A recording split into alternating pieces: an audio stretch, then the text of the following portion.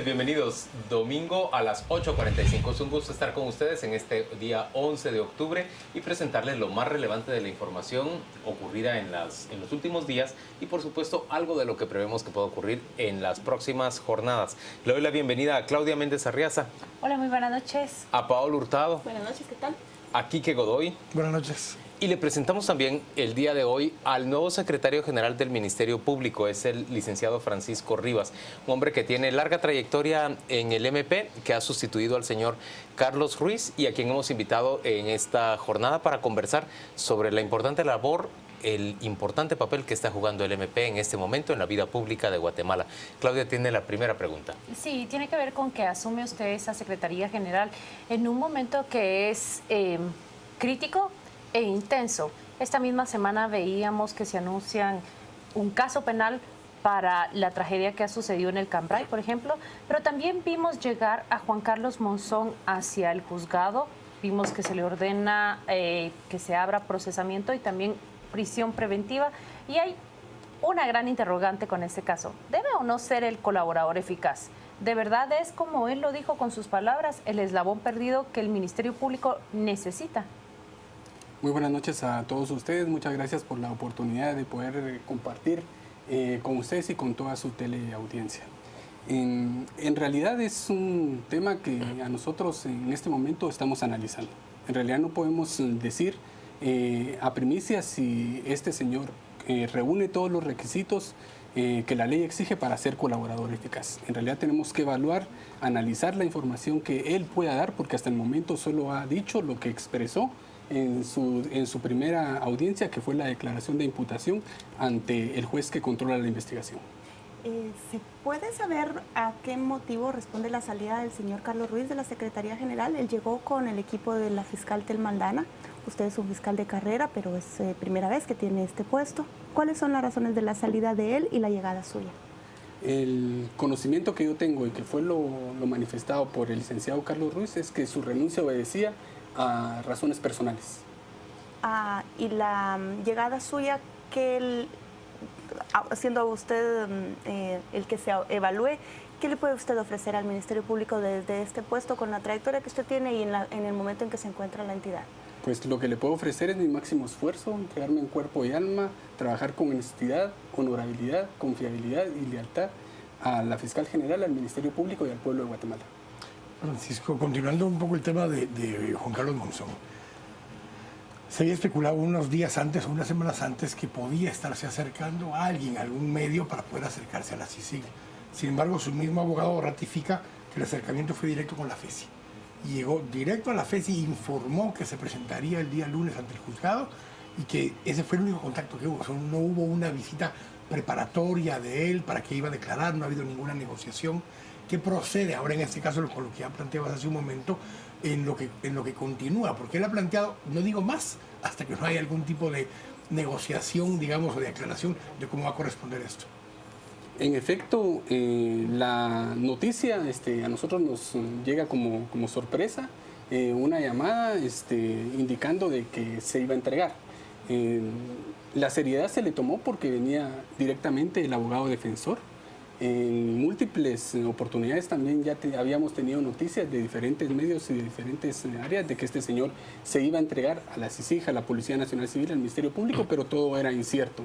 En esta oportunidad la llamada vino del abogado defensor y de esa cuenta pues organizamos toda la estructura para confirmar ese extremo y así se dio.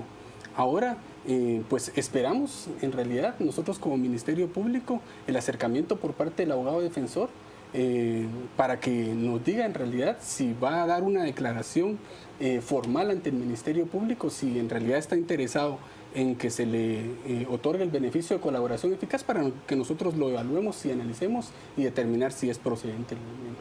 Francisco, la percepción que queda es que el señor Monzón pudo huir durante más de 5 meses del brazo de la justicia guatemalteca.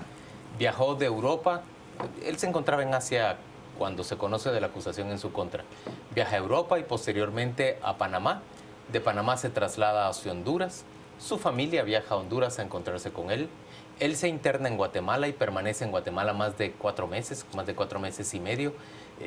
llega a una calle, porque así nos lo dijo el pasado día miércoles su abogado defensor, llega a una calle adyacente al Ministerio Público en el barrio de Gerona, iba acompañado solo por un familiar en un vehículo blanco y ahí es encontrado por su abogado que lo acompaña hacia el Ministerio Público.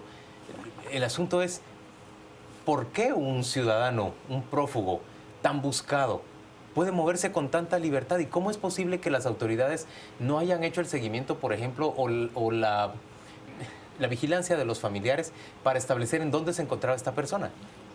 Sí, bueno, nosotros sí obtuvimos alguna información desde su salida de Corea. Él viaja a España, de España viaja a Colombia, de Colombia a El Salvador, del Salvador a Honduras, y de ahí ingresa por algún punto ciego al país. La verdad es de que sí nos extraña porque era una persona prófuga, el más buscado aquí en Guatemala, y sí se movilizó, no solo por nuestro país, sino que prácticamente por el mundo, ¿verdad? Libremente, hasta llegar a cercanías, como lo indicó su abogado, y hasta el edificio de Gerona. Pero esa tranquilidad es justamente la que provoca mucha inquietud. La gente se pregunta, por ejemplo, ¿quién pudo protegerlo? ¿Cómo pudo estar 4 meses en Guatemala sin que nadie lo tocara?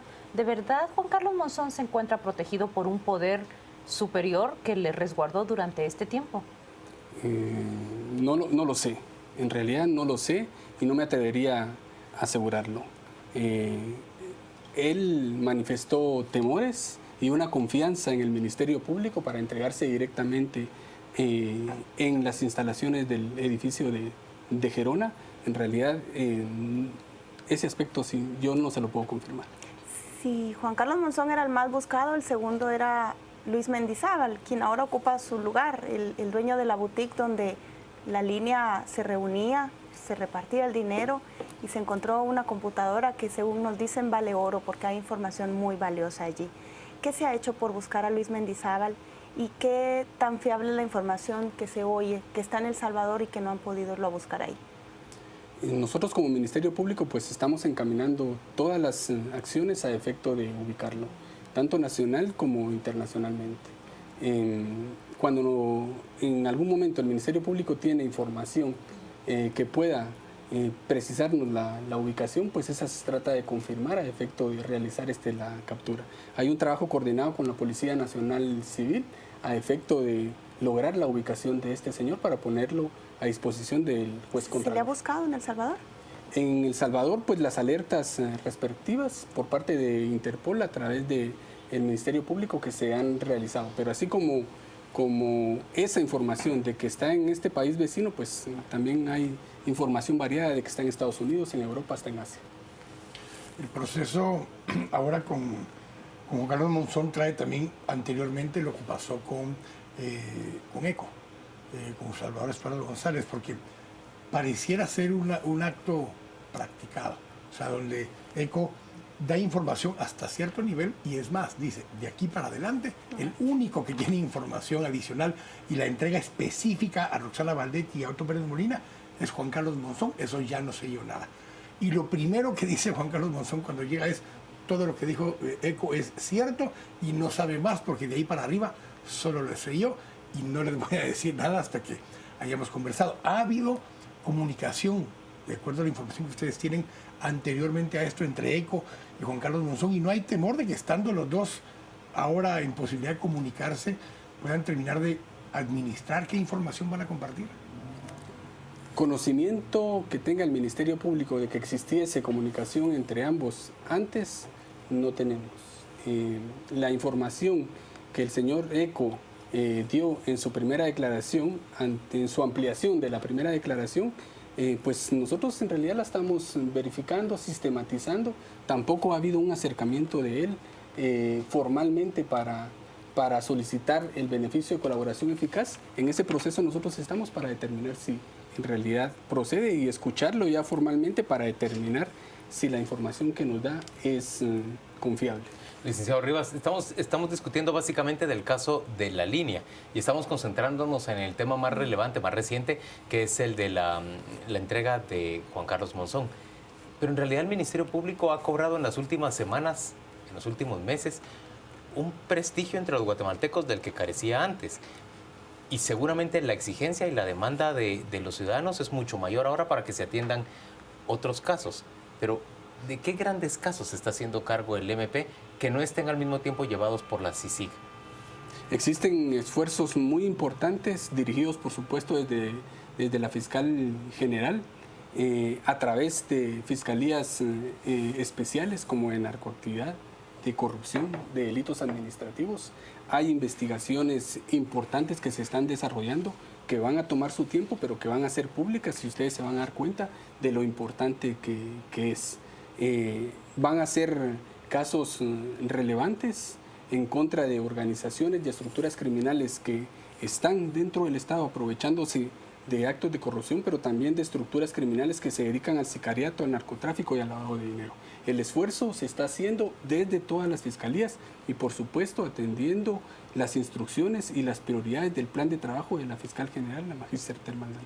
En el hilo de esa pregunta quisiera también indagar sobre el caso El Cambray 2.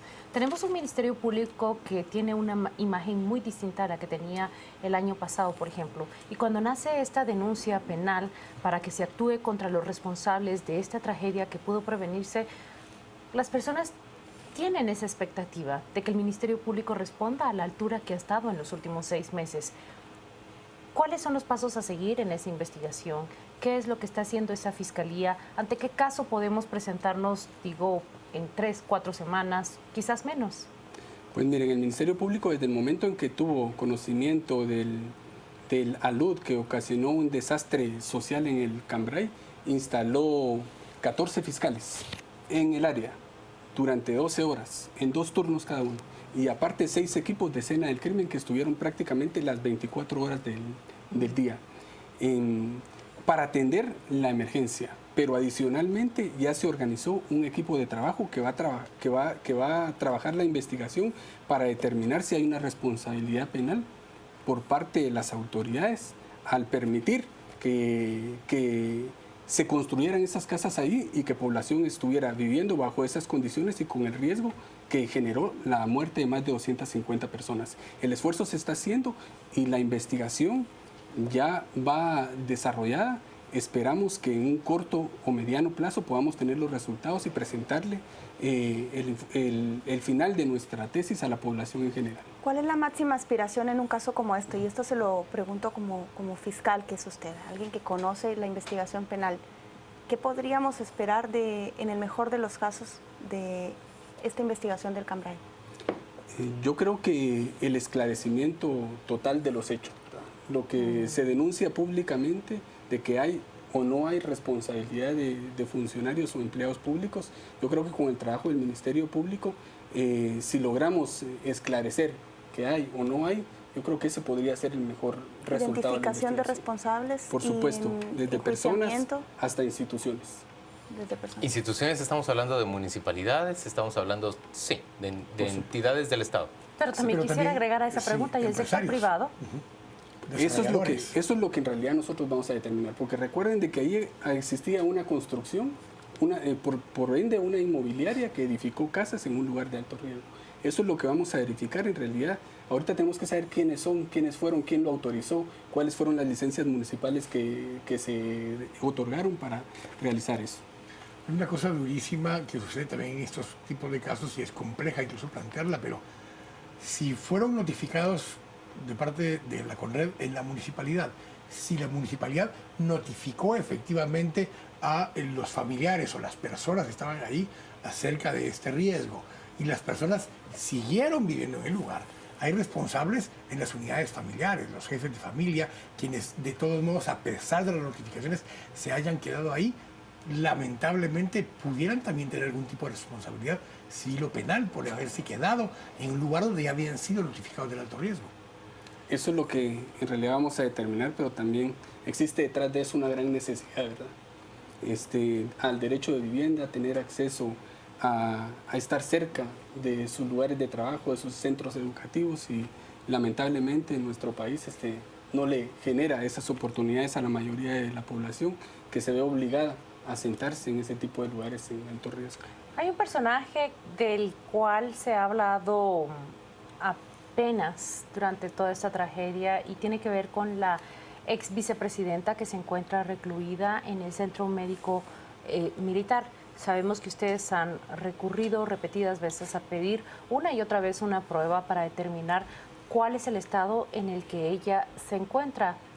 ¿Qué pasó con ella? Porque está el 11 de octubre, justamente hoy, cumple un mes de estar recluida en un hospital.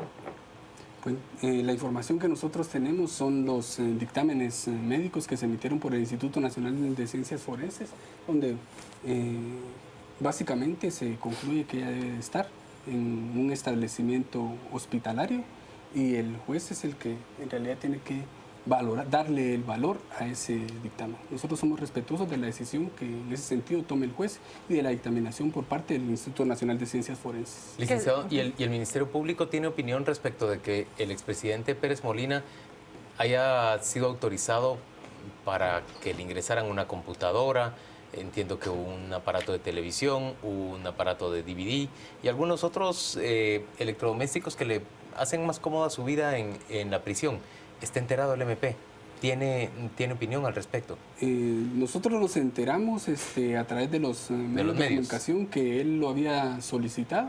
Estamos esperando a que se nos notifique y nos vamos a percibir como corresponda ante el juez. Todavía no se nos ha notificado ni se nos ha percibido a que nos pronunciemos formalmente. Pero hay un principio de igualdad ante la ley. Por supuesto. ¿Es razonable que un expresidente goce de unas condiciones de las que no goza el resto de reclusos? Esa es una valoración que en realidad tendría que hacer el juez. Nosotros emitiremos nuestra opinión ante el juez en el momento de que se nos aperciba para que lo hagamos. ¿El Ministerio Público se opone o está de acuerdo?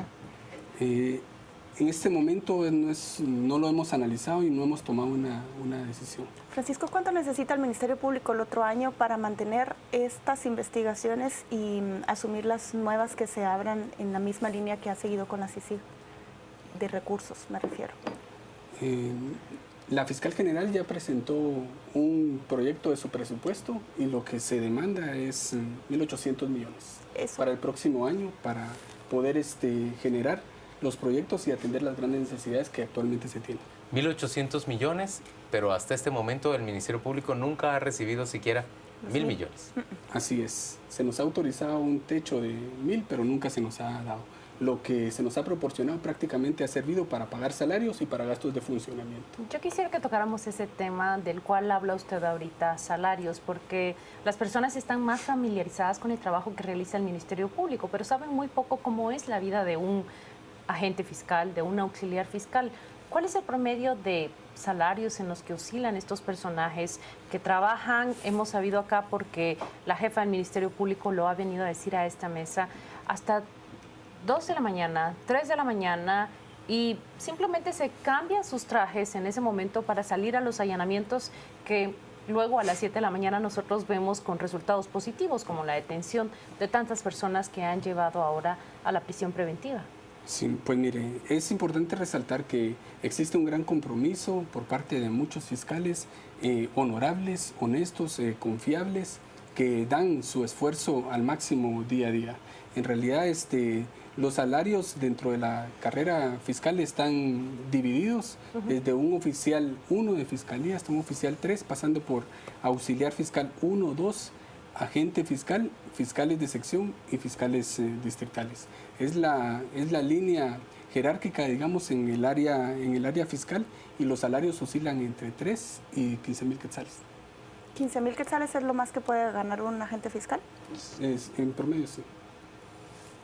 Licenciado Rivas, ¿qué tiene la última pregunta? La pregunta era justamente en esto, ¿qué podría esperar la ciudadanía? Porque conforme sube la expectativa, también la presión para una institución como el Ministerio Público se eleva un poco más. Presiona para que se mantenga un ritmo de este tipo, presiona para que puedan haber más capturas y más casos disponibles. ¿No empieza a volverse un poco hasta un enemigo en sí mismo el tener ese tipo de éxitos y el poder seguir avanzando, que empieza a demandar más procesos de este tipo? Yo creo que sí, pero también, también hay un alto compromiso por parte de los fiscales, ¿verdad? La demanda de justicia también es grande. Ver el sufrimiento de la población que está siendo afectada por secuestros, por extorsiones, por muertes en contra de familiares, eso nos compromete más a trabajar y hacerlo de una mejor forma. En realidad es algo con lo que como Ministerio Público se vive, se está viviendo y todos, creo yo, emiten su esfuerzo para dar un mejor resultado día a día. Licenciado Rivas, gracias por acompañarnos a las 8:45 este día domingo. Vamos a una pausa comercial y volvemos dentro de muy poco con muchos más temas que discutir, hacer análisis y por supuesto prospectiva de la semana. Ya venimos.